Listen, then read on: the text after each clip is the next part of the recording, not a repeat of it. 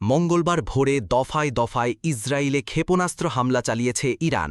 Israeli গণমাধ্যমের দাবি, দক্ষিণাঞ্চলীয় শহর বীরশেবায় কয়েকটি আবাসিক ভবন ক্ষতিগ্রস্ত হয়েছে, হতাহত হয়েছেন নারী ও শিশুসহ বেশ কয়েকজন। তবে ইরানের বিপ্লবী গার্ড বাহিনী জানিয়েছে, তাদের হামলার লক্ষ্য ছিল কেবল সামরিক স্থাপনা। পাল্টা হামলায় ইরানের সামরিক ও পরমাণু স্থাপনা লক্ষ্য করে বিমান হামলা চালানোর দাবি করেছে ইসরায়েল। এই হামলায় ইরানের এক পরমাণু বিজ্ঞানী নিহত হয়েছেন বলে খবর মিলেছে, যদিও বেশিরভাগ ক্ষেপণাস্ত্র প্রতিহত করা হয়েছে বলে দাবি করছে আইআরজিসি। এই পাল্টাপাল্টি হামলার পর অবশেষে যুদ্ধবিরতিতে সম্মত হয়েছে ইরান ও ইসরায়েল। রাষ্ট্রীয় টেলিভিশনের বরাতে আন্তর্জাতিক সংবাদ মাধ্যম এ তথ্য জানিয়েছে, যদিও এখনও আনুষ্ঠানিক ঘোষণা আসেনি। মার্কিন প্রেসিডেন্ট ডোনাল্ড ট্রাম্প জানিয়েছেন, যুদ্ধবিরতি যেন কোনোভাবেই লঙ্ঘন না হয়।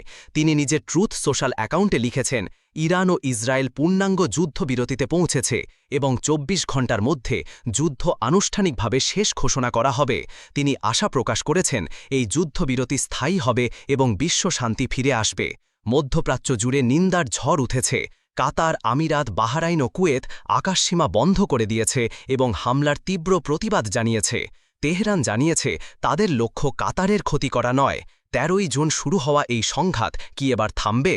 নজর সবার সেই প্রশ্নের উত্তরেই।